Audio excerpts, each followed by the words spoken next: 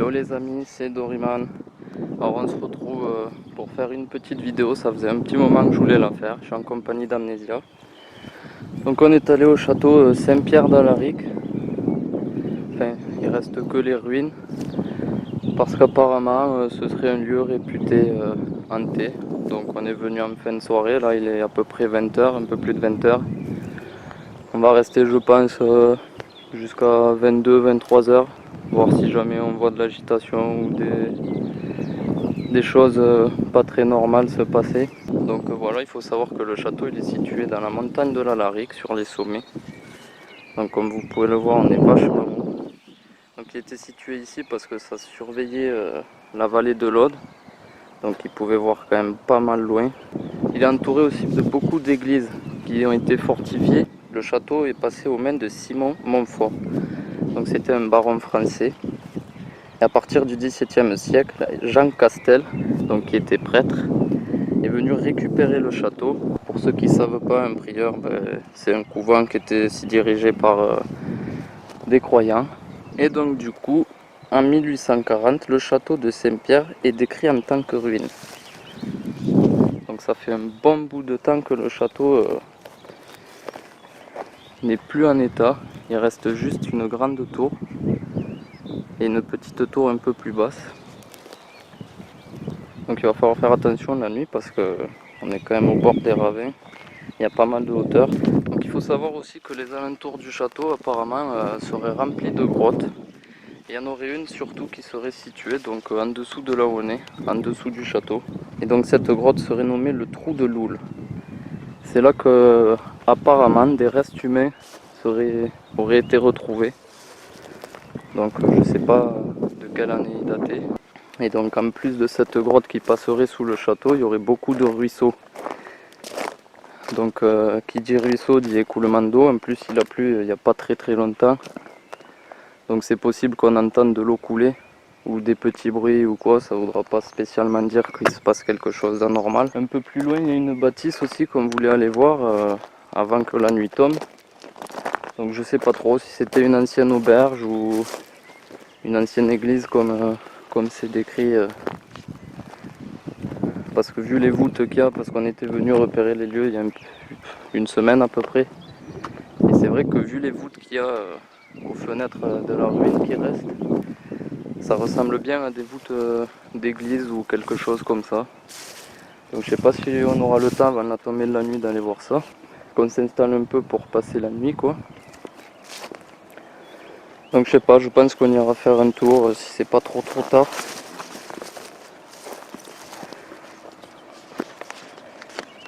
Et donc il y a une autre petite tour juste en bas.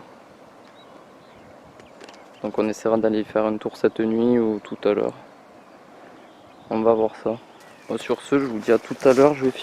On va finir de préparer le camp et on se retrouve après. On vient de finir de manger, la nuit est tombée. C'est un peu plus de 9h30. On n'est pas loin de 10h. On va faire un petit peu le tour, voir si on entend des sons. Par contre, ce qui est chiant, c'est qu'il y a des gens qui font une teuf pas trop loin. Du coup, le vent nous porte le bruit, le son de la musique.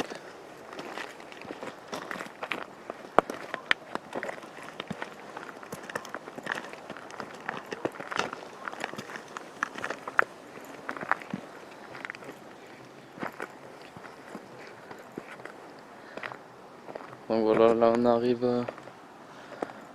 au tout début, ce qu'il devait être l'entrée du château. Là où on a installé un peu le camp, où on a mangé, où on a préparé à la va-vite Oui. en compagnie d'Amnesia. Il m'aveugle la gueule. J'ai mis le capteur de visage au cas où on capterait quelque chose ou quelque chose de pas très normal. Et le casque pour entendre au maximum tous les bruits.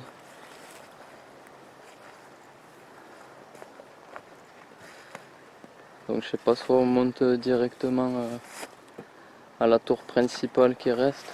Moi je te propose c'est de faire ça en progression, c'est-à-dire que tu tournes un peu là, tu commences à tourner un peu là et tu fais en haut. Ou alors on fait le tour, ouais mais ce qui est con Ou tu c'est fais que des rondes, ouais. Le tour, on peut pas faire. Oui, non, mais je veux dire, tu tournes un peu dans le secteur ici, là. Derrière, un peu là, tu vois. Voir si tu peux enregistrer des spectres ou quelque chose comme ça, et après tu fais un montage. Ou on peut aller directement en haut. Donc là, on est sur une partie des remparts du côté du château. Et c'est, je pense, par là qu'il devrait y avoir l'entrée de la grotte qui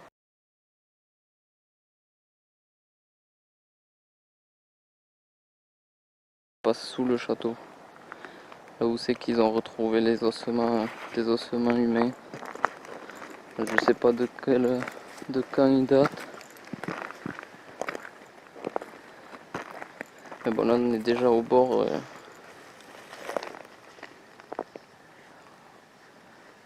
Il y a déjà pas mal de hauteur. Et c'est vrai que l'ambiance de nuit, elle est pas du tout pareille que l'ambiance de tout à l'heure en plein jour. Ça change.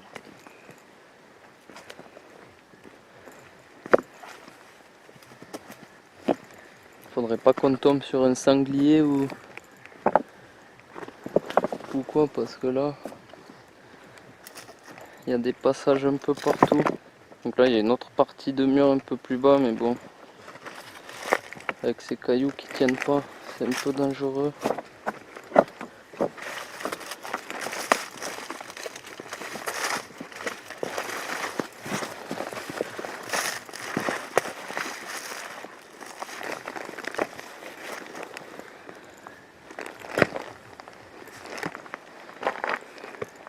Donc là, je sais pas où c'est qu'on est, il y a des meurtrières. Alors, est-ce que c'était une partie du rempart ou une tour ou... Parce que de toute façon, il devait être plus bas que ça, parce que là, il y a une première meurtrière.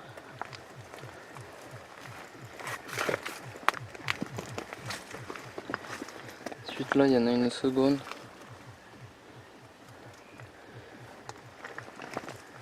Et après, le mur complètement détruit. Il y a le vide juste à côté. On va pas aller plus loin.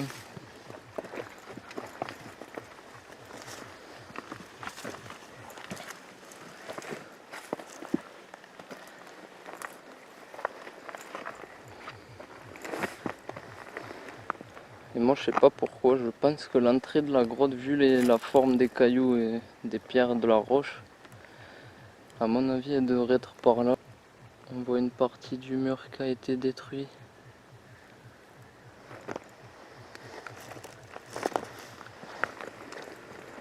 On va aller faire un peu le tour. Là, on est remonté au centre, là où il y a la tour. Là où il y a la petite lumière, c'est là où on était tout à l'heure avec le feu de camp. Là où on a posé un peu toutes nos affaires.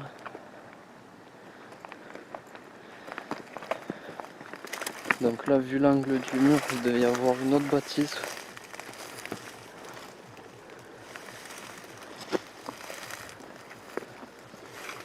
Ou alors c'était une partie de la tour. Avec la partie principale qui se trouve juste là. Il reste pas grand chose, il doit y avoir quoi, 4 mètres à peu près. À mon avis, elle devait être montée beaucoup plus haut.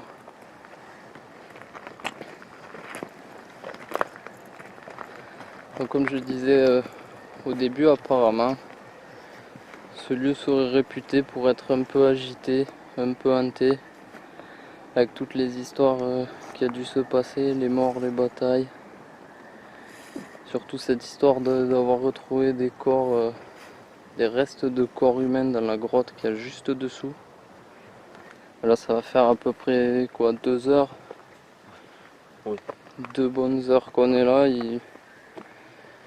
On n'a pas allumé les caméras, rien du tout. On est resté un peu autour, écouter si on entendait des bruits ou quoi. Et c'est vrai que c'est vachement calme. Il n'y a même pas de bruit de feuillage ou d'animaux ou quoi que ce soit. Par contre, avec la lumière qu'il y a, j'ai pas trop envie qu'on soit repéré et qu'ils se disent qu'ils trouve ça bizarre qu'il y ait des lumières qui tournent.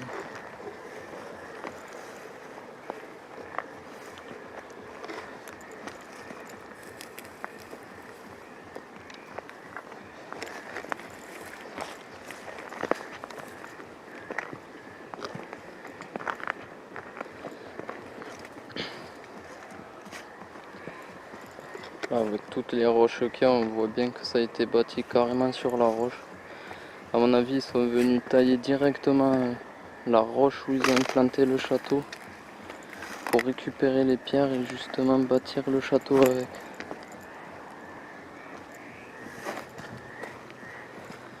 Parce qu'on voit bien que c'est vraiment dans la roche.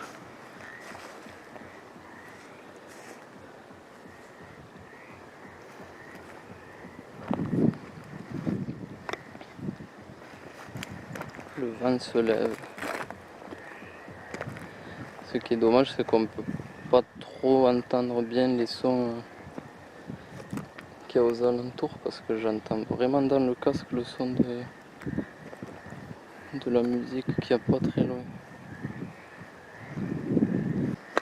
Après, on a surtout, avec Amnesia, on est surtout revenu là parce que ça nous intriguait de savoir qu'il y avait une ruine avec une histoire, avec une telle histoire, qu'elle serait hantée, qu'il y aurait des agitations, qu'on verrait des choses apparaître. Et ça fait déjà, comme j'ai dit, pas loin de 2 heures qu'on est là, presque 3 heures. Il s'est rien passé, on n'a rien vu, on n'a rien entendu. C'est le calme total.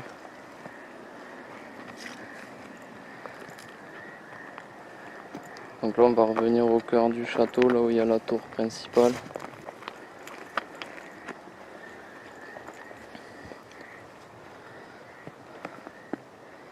Donc je sais pas si on se pose un peu et on écoute les bruits des alentours.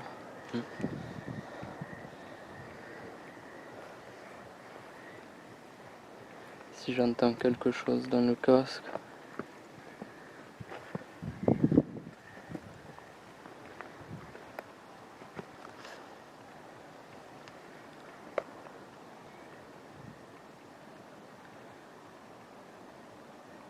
C'est vrai que c'est vraiment très calme.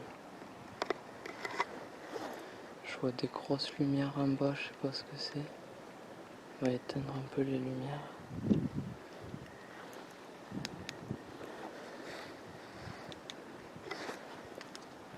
J'ai pas envie qu'il y ait des gens qui se ramènent parce que ils verraient des lumières ou qui croiraient qu'il se passe quelque chose de mal ou quoi. Après c'est vrai qu'on est vraiment perdu dans la montagne. Je sais pas ce que ça peut être ces grosses lumières.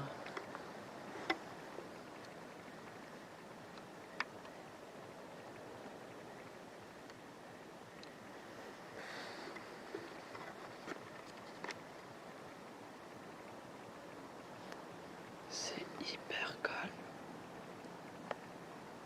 Y a pas un bruit. À part le bruit des oiseaux, enfin des animaux aux alentours. Y a rien.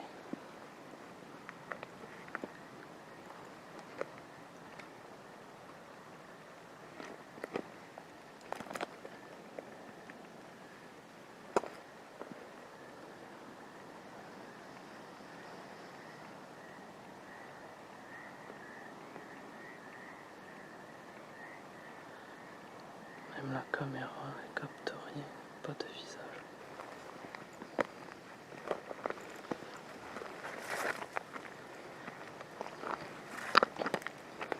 Ce serait bien que si quelque chose ou quelqu'un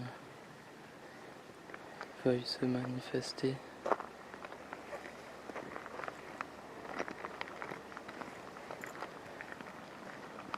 faut savoir qu'on est là juste pour l'histoire de ce lieu.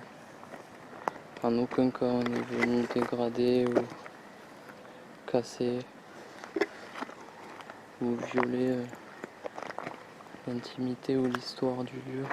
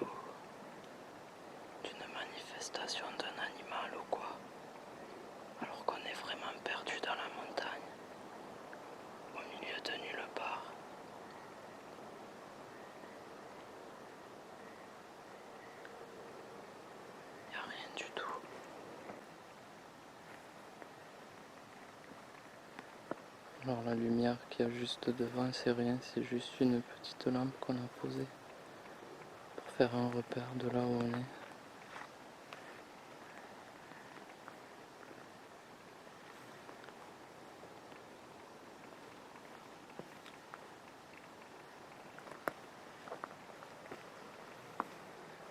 Après il y a encore un petit morceau, je pense que ça devait être une tour un peu plus bas, en contrebas. Je sais pas si on va pouvoir y aller ou...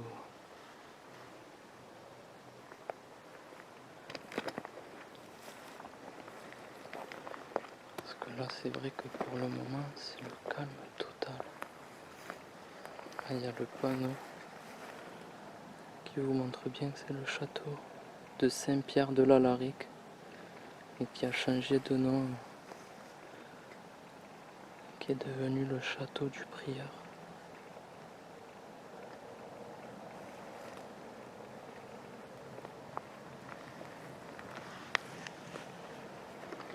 La petite tour elle est en bas, mais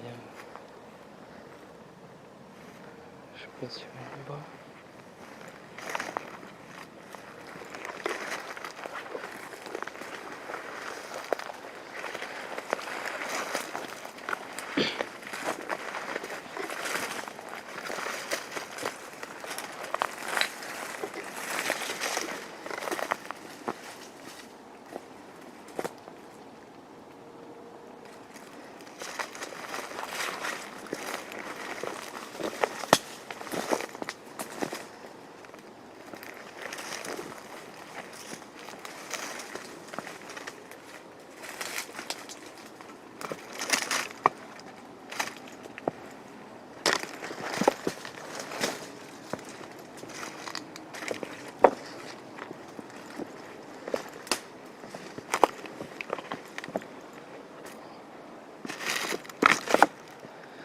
Donc là on se trouve juste un étage en dessous de là où on était, là où on a le camp, au-dessus du muret qu'on voit. On est juste au-dessus, le camp est juste au-dessus. Là on voit bien qu'il y a plein d'autres pierres qui sont tombées, qui faisaient partie des remparts.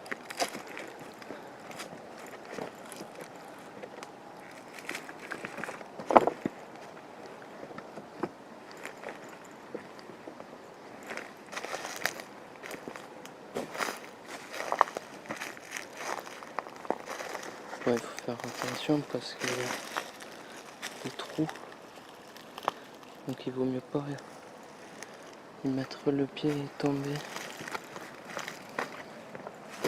Parce qu'il faut savoir aussi qu'on a dû faire un petit peu de marche pour monter jusque là.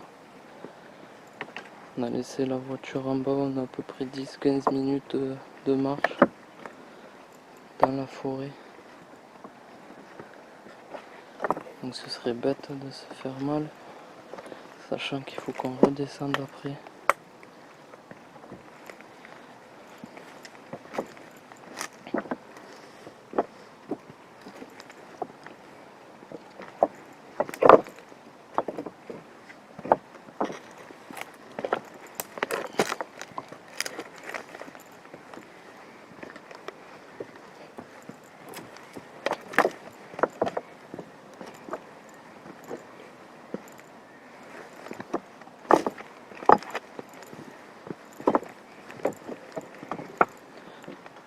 Là on est encore un étage en dessous. Il y a la partie de notre mur.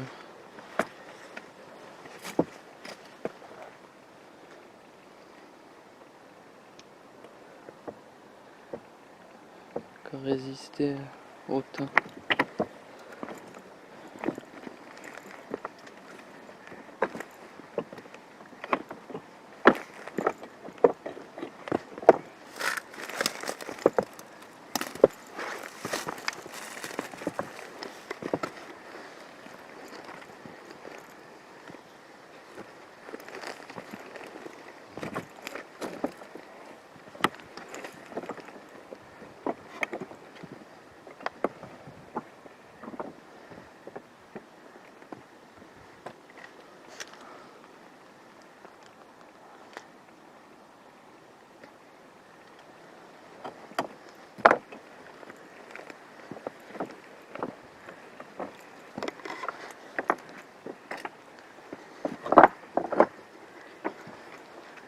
Ici, il y a encore une partie de notre mur.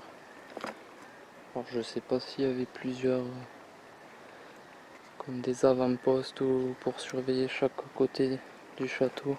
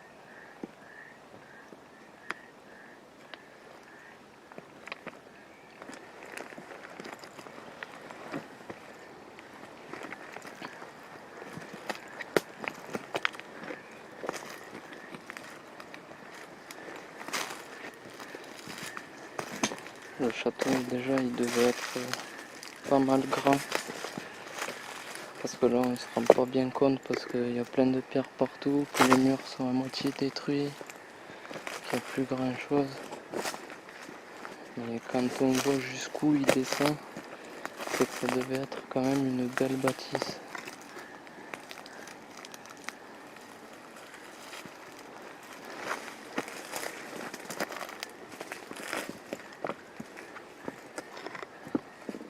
Regardez tous ces cailloux, ces éboulements encore une fois de pierre.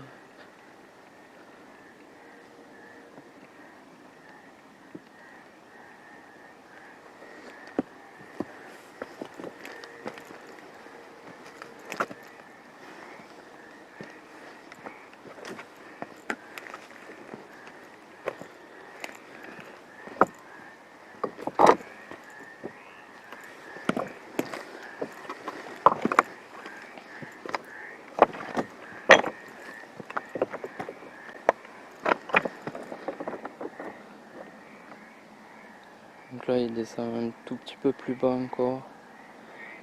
Mais bon, c'est vachement encombré, il y a beaucoup d'arbres. Encore une fois, dans la nuit c'est dangereux parce que on n'a pas forcément, même avec l'éclairage, la visibilité qu'on aurait en plein jour.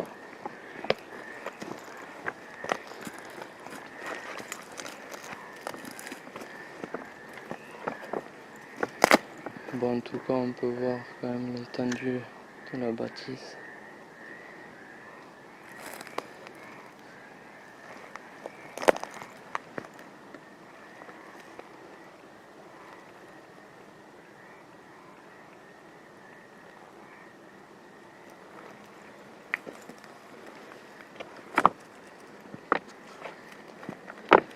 C'est vrai que c'est difficile avec tous les bruits des alentours, l'autoroute qui est à côté, les animaux.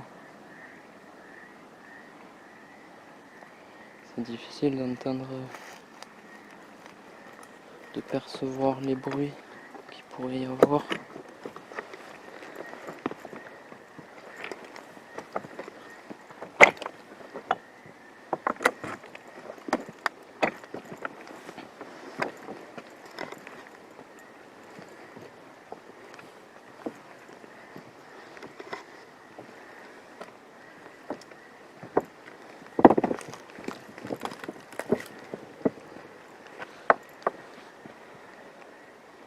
Comme je le disais au début, on ne sera pas allé la voir parce que la nuit est tombée assez vite.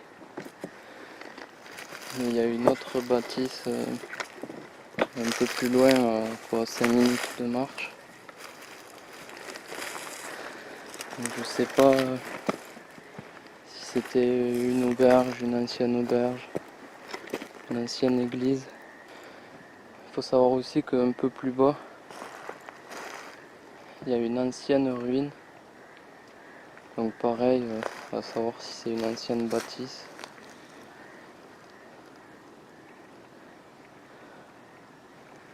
Mais bon, on ne sera pas allé voir parce que notre priorité c'était surtout de visiter cette ruine. ce château, cet ancien château. Alors, comme on parlait tout à l'heure, ce qui me fait le plus stresser, ça va être la redescente jusqu'à la voiture. Parce qu'encore une fois, on est dans un endroit qui est bien perdu, dans la forêt, dans la montagne. Il y a même une petite traînette. Je sais pas qu'est-ce qu'elle fait là parce qu'il n'y a pas trop de plans d'eau aux alentours.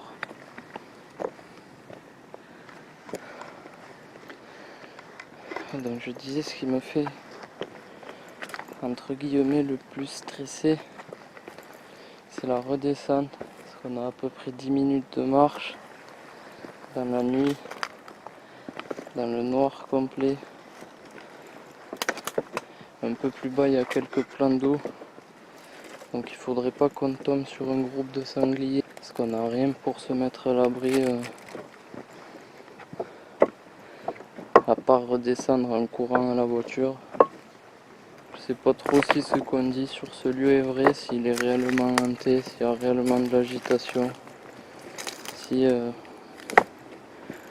avec toute l'histoire que ce lieu a pu avoir, si les histoires qui s'y racontent sont vraies.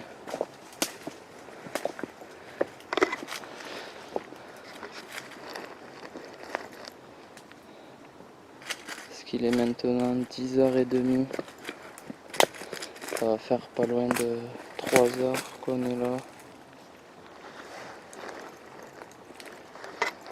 On n'a toujours rien entendu, toujours rien vu. C'est vraiment très très calme. Et ce qui est encore plus étonnant, c'est qu'il n'y a pas un bruit de buisson ou... Il y a un poste de chasse en plus pas très loin. Donc c'est qu'il doit y avoir quand même du passage. Et on n'a rien entendu.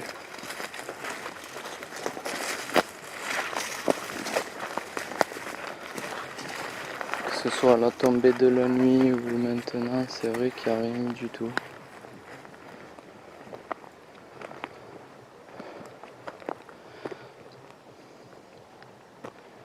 Ouais, ben sur ce, on va retourner au camp, on va tout plier. On va commencer à redescendre. Donc globalement, il s'est rien passé, on n'a rien ressenti, on n'a rien entendu. Il n'y a pas eu d'agitation. La caméra n'a pas capté de visage ou de choses qui auraient pu passer devant. À moins qu'on n'ait pas fait attention et que je voie ça au montage. Si c'est le cas, je vous le préciserai. En attendant, si ça vous a plu, je vous invite à laisser un petit pouce, un petit commentaire. Et puis on essaiera de refaire des vidéos du même style. Sur ce, je vous dis bonne soirée et à la prochaine.